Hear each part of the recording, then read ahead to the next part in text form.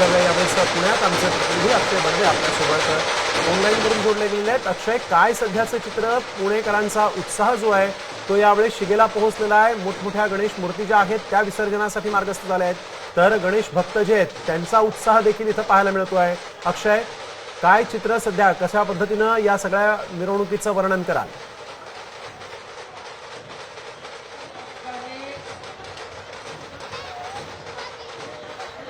पत्रकारांच्या व्यतिरिक्त कोणी थांबायचं नाहीये.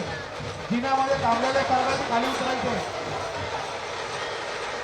जिन्यामध्ये थांबलेल्यांनी सगळ्यांनी खाली उतरायचे. निश्चितपणे सार्वजनिक गणेशोत्सवाच्या मिरवणुकीला आज सकाळी 9:30 वाजता सुरुवात झाली होती आणि पुण्यातील मानाचे 5ही गणपतींचं विसर्जन जे आहे ते आता संपन्न झालेलं आहे. मी सध्या अलका टॉकीजच्या चौकातल्या परिसरात आणि आपण जर पाहिलं तर ही सगळी मोठी गर्दी जी आहे ती आपल्याला या ठिकाणी पाहायला मिळते. भाविकांचा मोठा जनसागर जो आहे तो इतर मंडळांच्या मिरवणूक पाहण्यासाठी आता एकच गर्दी करताना दिसतंय. सकाळी मानाचे 5ही गणपती म्हणजे कसबा गणपती, जोगेश्वरी, तुळशीबाग, केसरीवाडा यासारखे सगळे मानाचे गणपतींचं विसर्जन झाल्यानंतर पुण्यातील गणेशोत्सवाचं केंद्रबिंदू आणि आकर्षण असलेलं श्रीमंत दगडूशेठ गणपती मंदिरचं जो बाप्पा आहे त्याचं दर्शन घेण्यासाठी भाविकांची मोठी रीघ जी आहे ती या आपल्याला अलका टॉकीज चौकात पाहायला मिळते आहे. एक एक करून जे गणपती जे लक्ष्मी रोडवरून येणारे आहेत ते आता पुढे सरकत आहेत.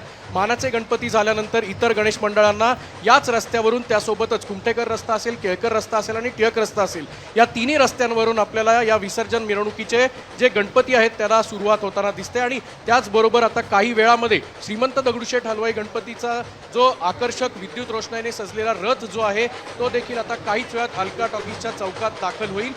तत्पूर्वी 4 वाजता श्रीमंत दगडूशेठ गणपतीची विसर्जन मिरवणूक जी आहे ती बरोबर 4 वाजता सुरू झाली होती. नियोजित वेळेनुसार कुठलाही त्याच्यात फेरफार किंवा त्याच्यात कुठलाही बदल न करता दगडूशेठ गणपतीने यंदा सुद्धा त्यांचं वेळापत्रक जे आहे ते आधीच निश्चित केलं होतं आणि त्यानंतर 4 वाजता आज गणनायकाच्या रथामध्ये दगडूशेठ गणपती जो आहे तो विराजमान होऊन आता लक्ष्मी रस्त्याने पुढे मार्गस्थ होताना दिसतोय. अजून किमान 1 तास जो आहे तो या ठिकाणी दगडूशेठ गणपतीला लागेल. त्या ठिकाणी आपण जर पाहिलं तर कुमठेकर रोड असेल, टिळक रोड असेल, या ठिकाणाहून विद्युत रोषणाईचे इतर जे गणपती आहेत ते बघण्यासाठी देखील मोठी गर्दी आपल्याला या संपूर्ण चौकात आपल्याला पाहायला मिळते.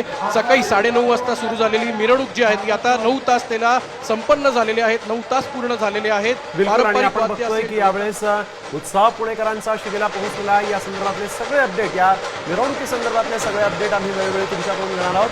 तुर्तास धन्यवाद आपण दिलेल्या सविस्तर माहिती. आता isakal.com आहे देशातील नंबर 1 ची मराठी न्यूज वेबसाईट. प्रत्येक अपडेटसाठी isakal.com ला नक्की भेट द्या.